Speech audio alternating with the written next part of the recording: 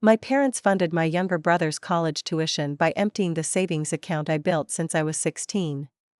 When I confronted them, my dad laughed and said, "You were never going to amount to much anyway." Now they're facing eviction and I'm watching from a distance. I was 16 the first time I handed a paycheck across the counter at the old Bank of America downtown. The teller, a woman named Doreen with soft silver hair and a kind voice, smiled like I was doing something monumental. In a way, I was.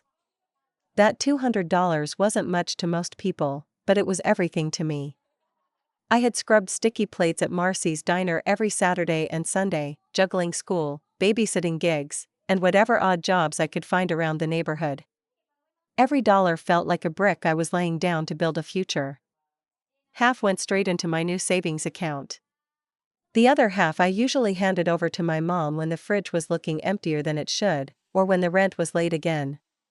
My dad, Paul, worked construction when jobs came through, but when they didn't, he was more often found sitting on the recliner, cheap beer in hand, shouting at whatever game was on. My mom, Lorraine, pieced together cleaning jobs here and there, but her real full-time job was keeping Dad from picking too many fights with the neighbors. Then there was Caleb. My younger brother floated through life on charm alone.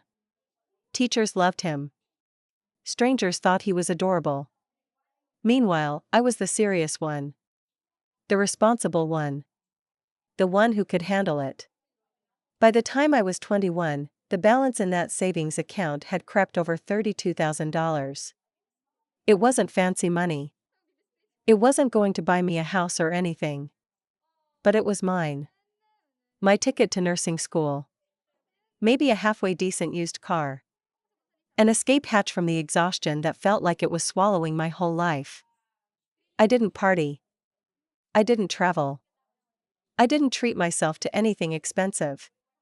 Every Friday night when my coworkers went out for drinks, I went home and rolled change to deposit into my account on Monday. Saving became my religion. Then, all at once, it was gone. It happened on a gray Thursday in early March.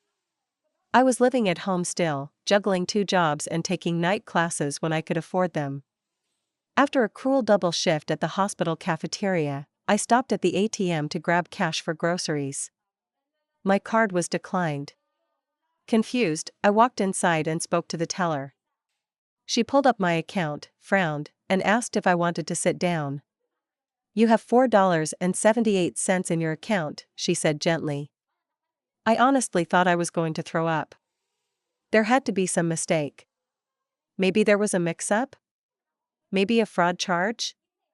Maybe someone hacked me? No. It was so much simpler, and so much worse, than that. When I got home, Caleb was draped across the couch, flipping channels like he had no responsibilities in the world. Mom was in the kitchen, humming while folding laundry. Dad was cracking open another can of beer. I stood there, soaking wet from the drizzle outside, still in my work uniform, heart pounding in my ears. "Where's my savings?" I asked, voice trembling despite how hard I tried to keep it steady. Everything stopped. Dad didn't even bother to turn around.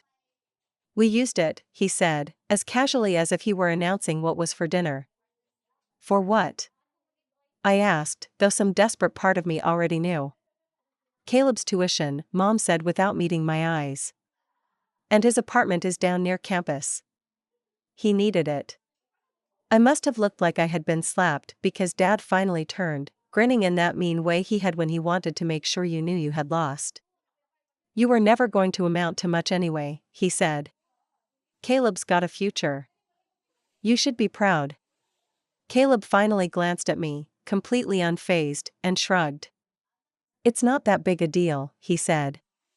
"You weren't doing anything important with it." I packed my duffel bag in 15 minutes. No screaming. No crying. No begging. I just grabbed what I could and walked out. I slept on my friend Marissa's couch for 6 weeks. Her parents, kind and bustling and nosy in all the best ways, folded me into their home without a second thought. Her mom taught me how to make real lasagna from scratch. Her dad drove me to a junkyard to help me find parts to fix my busted Ford Escort. It was the first time in my life I realized that love didn't have to come with strings attached. The next few years were a cruel, beautiful blur. I clawed my way through community college, then into nursing school. I took every shift I could get, overnight, weekends, holidays. I lived on instant noodles and wore shoes until the soles cracked open like eggshells. No vacations. No splurges. I earned every inch of the life I was building. Meanwhile, I heard pieces about Caleb through mutual friends. Dropped out after 3 semesters. Partied too hard. Maxed out his credit cards. Moved back home when he couldn't hold down a job longer than 6 months. And my parents? They kept throwing lifelines after him, money they didn't have, promises they couldn't keep. I didn't reach out. I didn't answer the one awkward birthday text mom sent the year I turned 25. I didn't drive by the old neighborhood.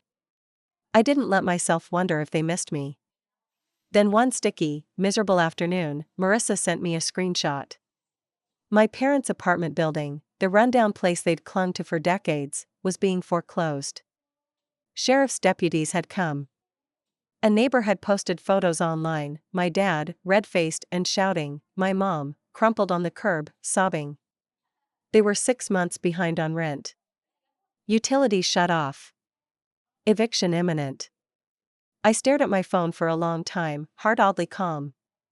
Then I set it down, went to the kitchen, and made myself a grilled cheese. I didn't tell anyone at work what was happening. What would I even say? Hey, the people who stole from me and told me I was worthless are getting kicked out of their apartment. Should I feel bad? No one would have the right words for that anyway. Instead, I kept my head down. I worked doubles. I saved even harder. I kept building a life in slow, stubborn inches, the same way I had since I was a teenager, quietly, invisibly, without expecting anyone to notice. Some nights after my shifts at the hospital, I'd sit in my tiny kitchen, lights off except for the stove light, just drinking tea and staring at nothing. Sometimes I wondered how they were surviving. Were they staying with someone? Did Caleb finally step up and help for once? Was Mom still trying to hold the family together with promises and casseroles no one wanted? Did Dad regret anything? A few weeks later, I got a text from a number I didn't recognize. When I opened it, my stomach twisted. It was Mom. Hi Anna. Things have been really hard lately. Caleb has been struggling to find work. Your dad's health hasn't been good. We're trying to get back on our feet. We miss you. Please call. There was no apology. No acknowledgement. Just expectation. Like I was supposed to sweep in and fix everything, because that's who I had always been. I stared at the message until my phone screen dimmed. I didn't respond. I didn't delete it either. I just left it there, like a wound that hasn't scabbed over. Marissa found me sitting in the break room 2 days later, absently stirring a cup of coffee that had long gone cold. She didn't ask what was wrong. She just sat across from me, peeled an orange, and handed me half without a word. You're allowed to move on, she said quietly after a while. I didn't realize how badly I needed someone to say it until the tears started burning my eyes. Time passed. Fall crept in. The leaves along the river turned gold and brittle. The nights grow colder. I saved enough to finally move out of my shoebox apartment and into a slightly less shoebox rental closer to the hospital. It was tiny, but it had a real bathtub and a little balcony where I strung fairy lights and grew herbs in cracked old pots. It wasn't much. But it was mine. Every so often, I'd hear snippets from mutual acquaintances. Paul was picking up odd jobs under the table, too proud to admit he needed real help. Lorraine had taken a part-time job at a laundromat, cleaning other people's clothes and hoping the owner wouldn't notice when she slipped a sandwich into her purse. Caleb was still chasing schemes. Selling cheap supplements online, then trying to start a dog-walking business, then talking about moving to Los Angeles to make it big doing something. He never specified what. They were struggling. And for once, I wasn't the one losing sleep over it.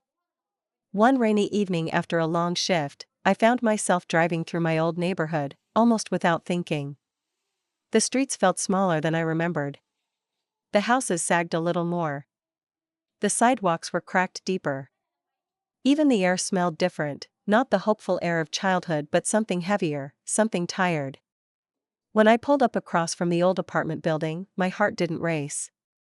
My palms didn't sweat. The building was dark. Some windows were boarded up. Weeds pushed through the sidewalk. A hand-painted for sale sign hung crookedly on the front lawn.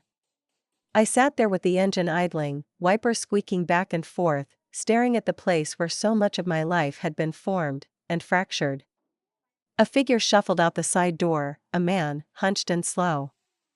It took me a minute to realize it was Dad. He looked small. Older than I remembered. Heavier somehow, not in weight, but in the way he carried himself, like the air itself pressed down on him harder now. He lit a cigarette with shaking hands, glanced around like he was expecting someone, then disappeared back inside. I didn't get out of the car. I didn't roll down the window. I didn't wave. I just watched for a few minutes longer, then put the car in drive and pulled away without looking back. The dreams started that night. Not nightmares exactly. But dreams where I was back in that apartment, younger, scrambling to clean up the living room before Dad got home, counting coins to figure out if we could afford spaghetti for dinner. Dreams where Caleb laughed and laughed while I tried to hold everything together. Dreams where Mom told me, again and again, you have to understand. Caleb needs it more. Sometimes I'd wake up in a cold sweat, heart hammering, hands aching from how tightly I clenched them in my sleep. But I never reached for my phone. I never texted back. I didn't send money. I didn't check in. Because here's the truth I had finally, painfully accepted: some families don't break because of one huge betrayal. Some families rot from 1,000 tiny ones, year after year, until one day there's nothing left but hollow, brittle shells. They had made their choices. And I was finally making mine. Winter came early that year. By late October, the first snow dusted the sidewalks like powdered sugar, and the city took on that muffled, heavy stillness that only comes with real cold. Work at the hospital ramped up. Flu season hit hard. Some days I barely made it home before collapsing into bed, only to do it all over again the next morning. I didn't mind the exhaustion. It gave me less time to think. But every so often, I'd check my phone and find another message from my mom. They weren't frequent, maybe once every month or two, but they were steady, like the slow drip of a leaking faucet you could almost tune out but never fully ignore. Hi sweetie, just checking in. We hope you're doing well. We miss you. Caleb's been looking for work, it's just tough right now. We could really use some help. Your dad's not feeling well lately. Just thought you should know. Always the same pattern: a soft opening, a guilt hook, a plea disguised as a casual update. Never once a real apology. Never once an acknowledgement of what they had done. December rolled around, and Minneapolis became a city encased in ice. Sidewalks glittered treacherously under streetlights, and the wind turned every breath into a sharp sting. One night after a double shift, I stopped by the grocery store near my apartment. I was pushing my cart through the produce section, still half in my own head, when I saw Caleb. At first, I wasn't sure it was him. He looked thinner. Paler. His clothes hung off him like he'd borrowed them from someone bigger. He was standing near the bananas, arguing with a cashier about a declined card. The cashier, a tired-looking teenager, kept apologizing and pointing to the screen. Caleb was getting louder, red in the face, waving his hands. I stood there, unnoticed, frozen between the apples and the prepackaged salads. Part of me wanted to march over there and tell him to knock it off. To stop embarrassing himself. Another part of me wanted to shrink into the floor. Instead, I quietly turned my cart around and headed for the exit. As I pushed through the doors into the biting cold, I heard his voice carry across the store, "Whatever, this place absorbs anyway." I didn't look back. The encounter rattled me more than I wanted to admit. It's one thing to hear about someone's decline in vague, second-hand ways. It's another to see it up close, the hollow eyes, the too thin arms, the desperation leaking out from behind the bravado. But still, I didn't reach out.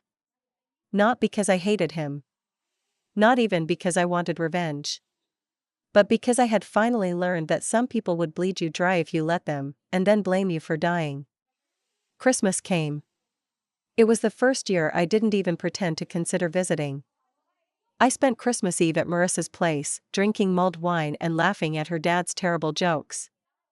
We ate way too much ham and stayed up playing board games by the fire until we were all too sleepy to move.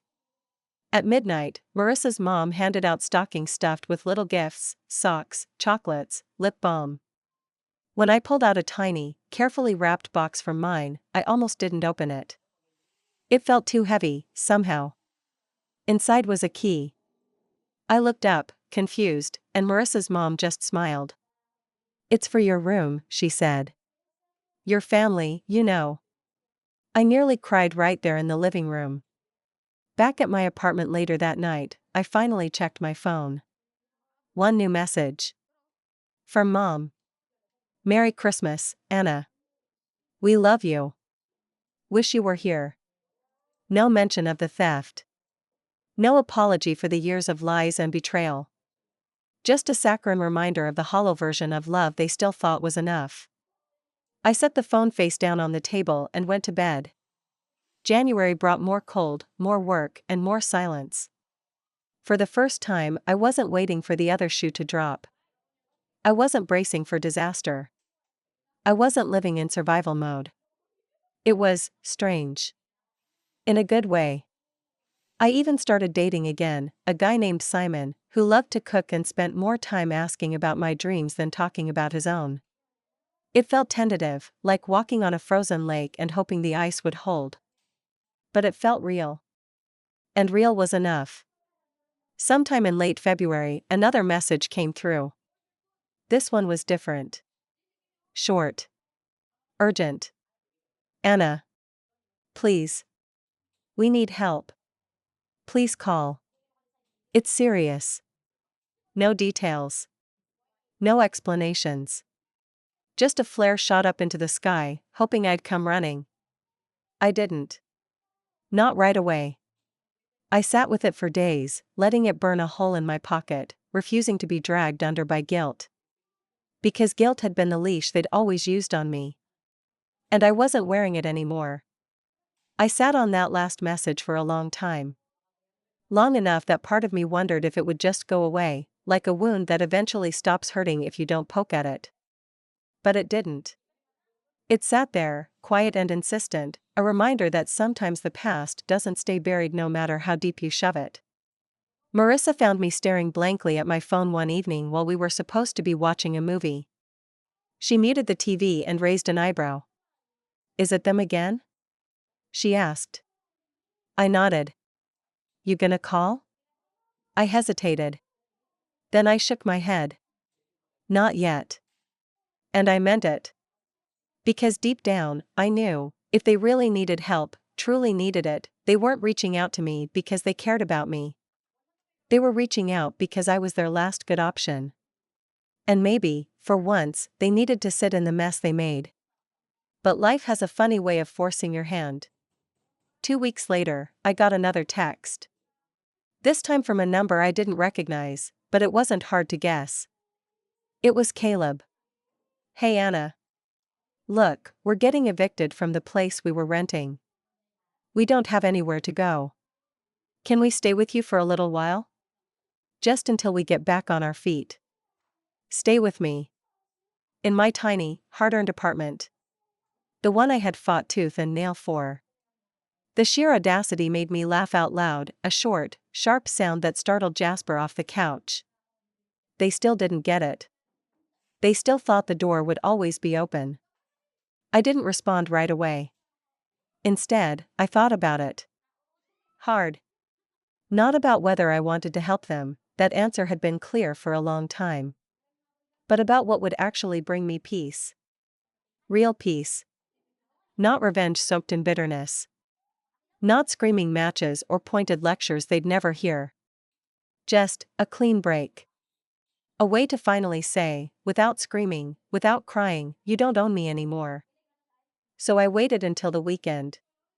Then I texted Caleb back. Sure.